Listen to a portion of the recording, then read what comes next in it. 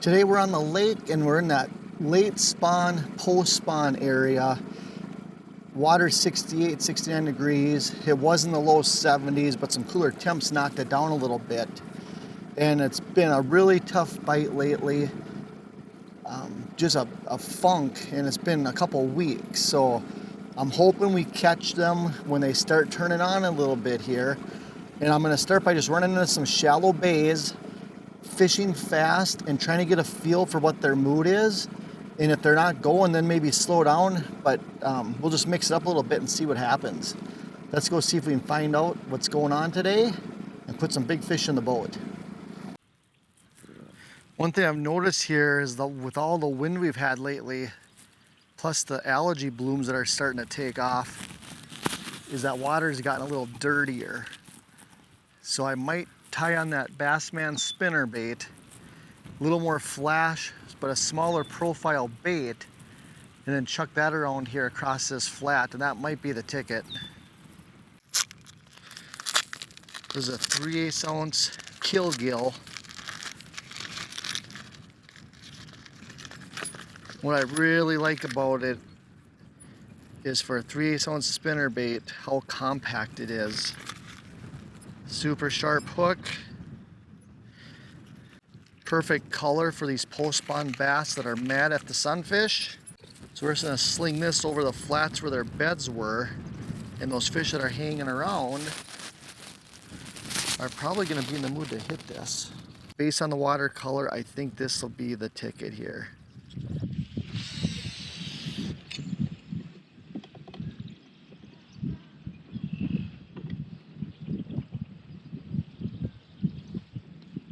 Oh, that one knocked into it.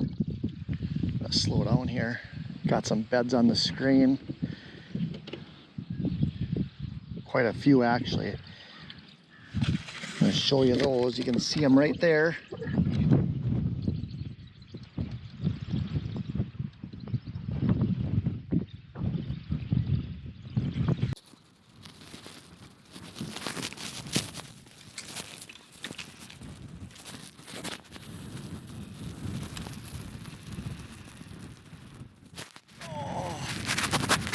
Man, I saw something splash out there when I was gonna retie. Oh. And I picked up that spinner bait and hucked it sideways into that wind as hard as I could.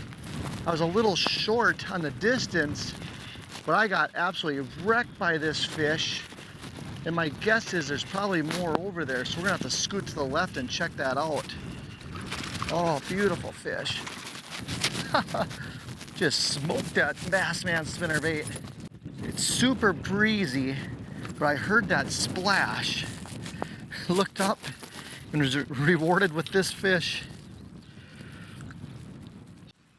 That was a total bonus fish. If I wouldn't have heard that splash, there's no way I would have fired over there.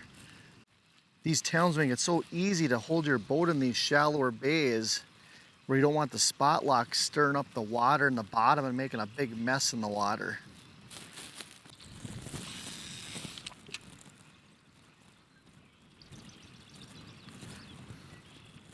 There, right next to the pole. Took multiple casts. That previous cast had swiped it and missed it.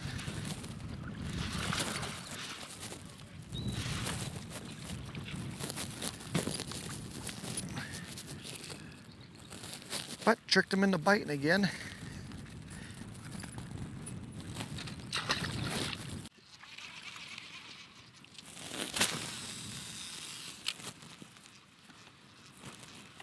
Oh, another big fish. Oh, there one hit it too. Now what's a guy do? I got fish over here and I got fish blasting up where I caught that other one that showed itself. Oh, that's a nice one.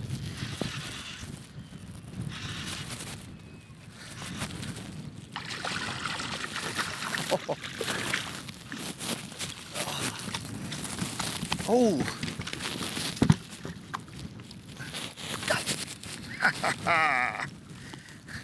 Another Bassman spinnerbait fish.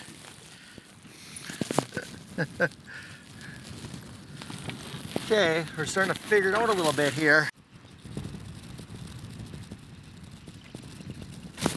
There.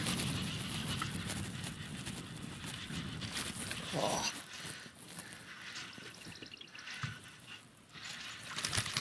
Oh, I love it when they jump.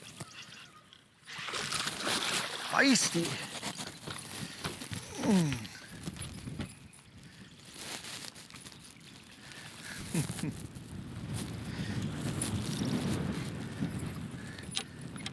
Not giants, but really fun fish. That old bass man.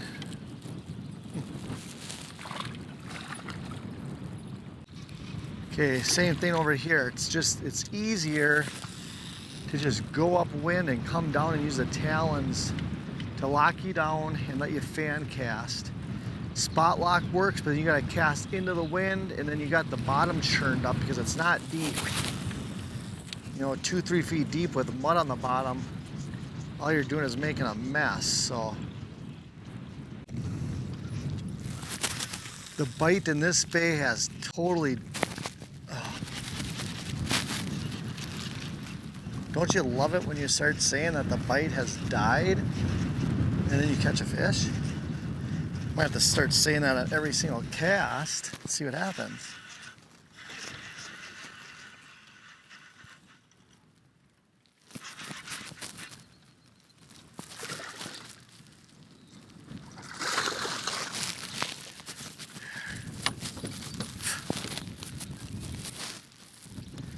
Another fish on that spinnerbait. Put a different color on after I broke that other one off.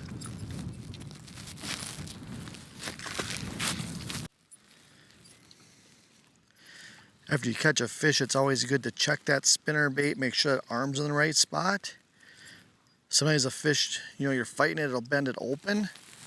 If it's not in the right spot, it's not gonna reel in right.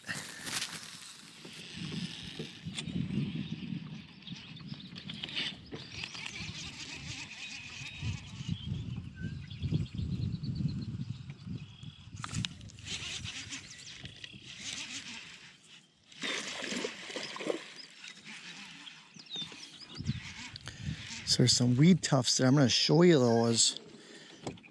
We weren't getting a whole lot out in that open area. We come right where these weed tufts start by shore, and right away a nice bass on that spinnerbait.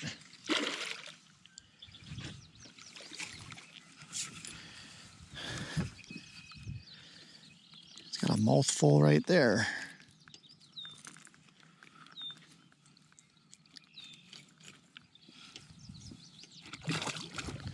So what'd that last fish come on? You can see here it's bare. As we get closer to shore, there's some weed tufts and clumps. So I'm gonna focus more on that edge. So right up here, we got an old road bed. Cattails have grown on it. And there's a ditch on each side, a little bit deeper water, a few rocks scattered in there. And it's something that's a little bit different in this bay, and sometimes it's really hold the fish.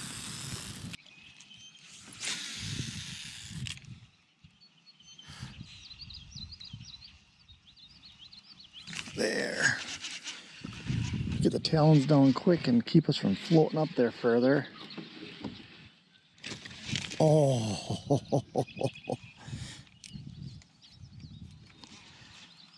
oh, that was a nice one there. You know, losing a big fish can be frustrating, but at the same time, you hooked it, and it gave you a valuable clue that the cover you're fishing or the area of the lake you're fishing might have more big fish in it.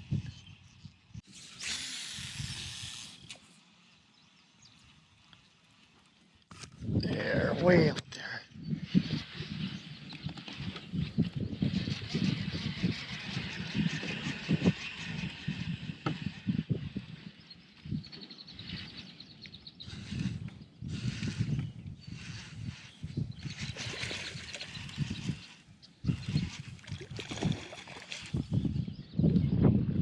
Seems to be those longer casts are key in getting these fish to bite.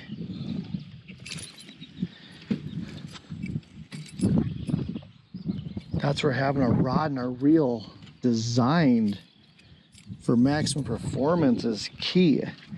I got this new Daiwa Tatchel Elite 7.1 casting reel. Been an awesome reel this spring. Long casts, minimal backlash if any, and just a super good reel. Then I have this 7'2" medium action rod with a fast tip. You can cast a mile, and it's got plenty of power to get these fish in. And I'm using braid. You know, if I was using fluoro, I'd probably bump up to a medium heavy. But a good rod and reel makes a big difference getting fish. So I'm still sitting here with the talons down. Oh, there another one swung at it.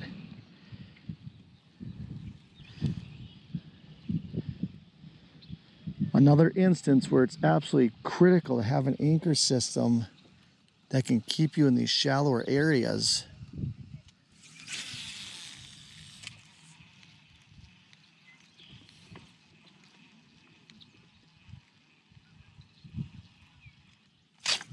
Oh, that one just hammered it. Oh, that's a big fish there. Oh, that Bassman Compact got absolutely tore up. Oh.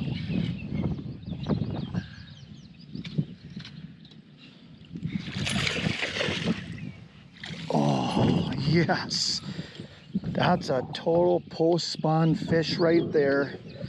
Look at the belly on that thing. It's all sucked in. It's a good sign those fish are getting ready to go on the feed and recuperate. Absolutely pinned with that hook.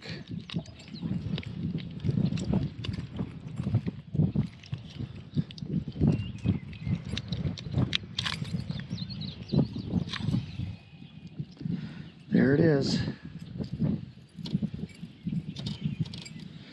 Nice.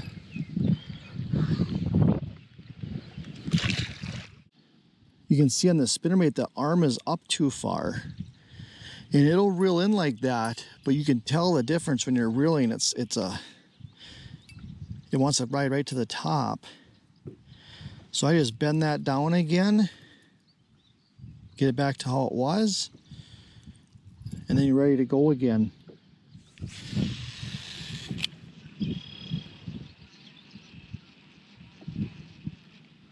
There.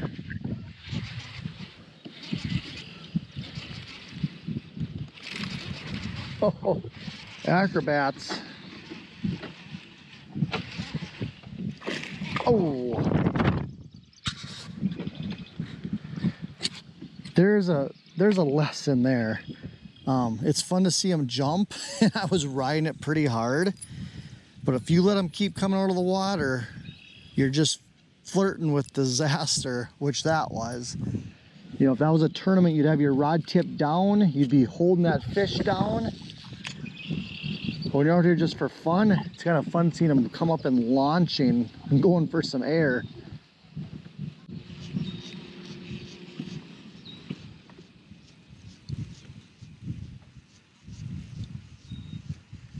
Well, this spot here paid off, and there's a couple of nice features. You know, it's got the wind going down it.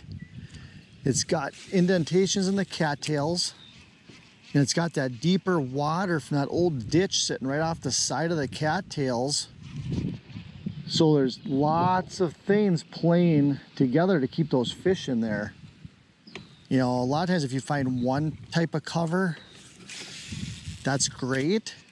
But when you start adding all the different things with the wind, the depth, the irregularities in there, that really makes a difference to hold multiple fish. Okay, and then the ditch is pretty much done here. And the weeds are starting to get choked up. Oh, right on that point of cattails. Oh, that was awesome. Oh, lunch.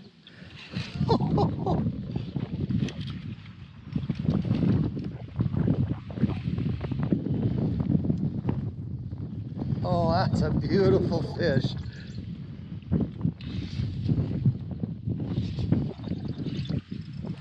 That's pure attitude right there. Mouthful of bass, man.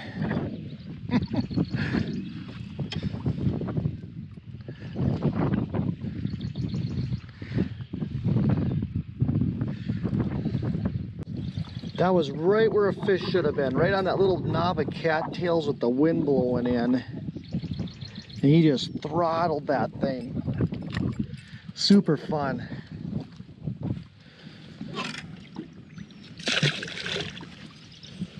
There's supposed to be some storms coming in this evening.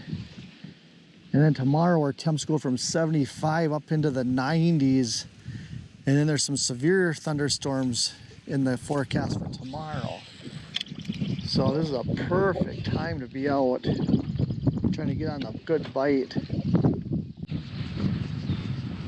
Okay, so we've gone about 50 yards. We haven't got another bite. I think I'm gonna go just a little bit further, maybe up to the corner here, and just see if we come across another little patch of fish. Otherwise we're gonna get out of here and then run and try a different bay. Oh, that happened the last bay we were in.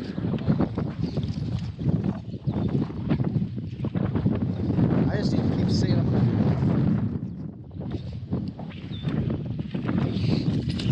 Oh, that is fun.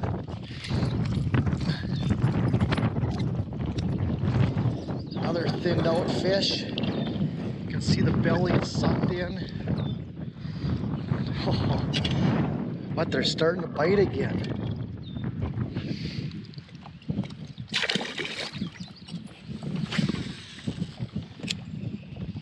What's nice right here is it's pretty bare on the bottom, except for pods of moss or cabbage that's popping up. So it gives those fish little areas where they can just lay down and hide, or sit next to it. Some of it you can see with your eyes above the surface, but some of it on the 360 you can see the different coloration there. So you kind of know where to cast before you can see it. And there's an example right there. You can see those different puffs of weeds. Okay, we're trying to get up here where these clumps are because it's something different. We came down that straight edge of cattails and didn't really do much besides that corner where we caught multiple fish. Before we leave this bay, I want to just check out this little stretch here that has some knobs sticking out from it. Gives those fish a great place to hide and then ambush it. Now this is a perfect spot for those talons, because I can stop right here and I can fan cast about 5 to 7 casts without moving the boat, and every single cast is hitting a key piece of cover.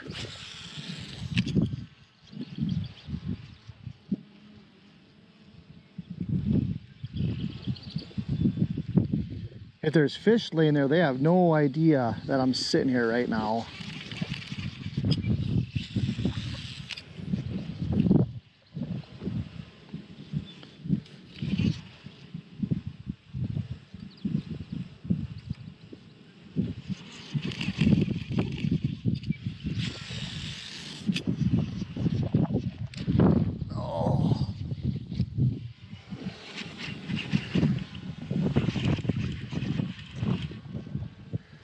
See, I have about the 4th or 5th cast with the talons locked down, and that big fish is the reward.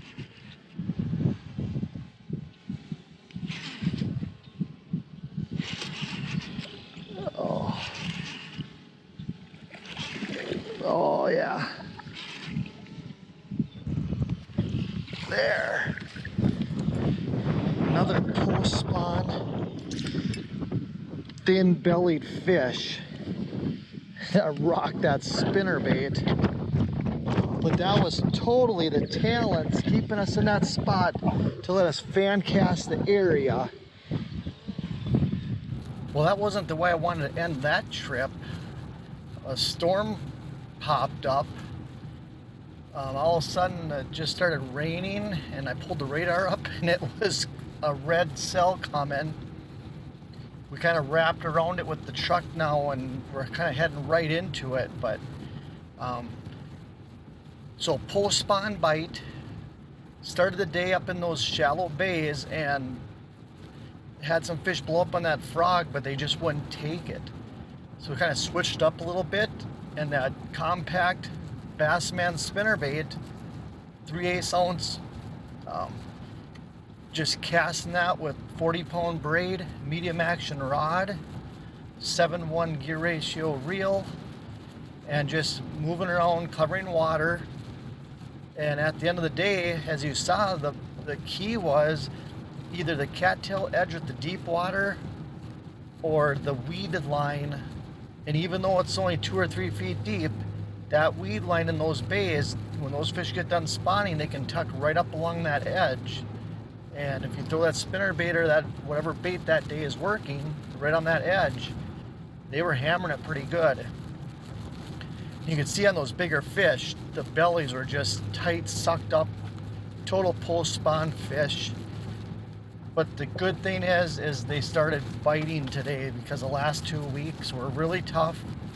And to catch 20 plus fish in that short time frame in 2 bays, that's a great sign. So I'm really looking forward to the next week or two as that deep water transition turns on and we can get on those offshore bites and just hammer big schools of fish.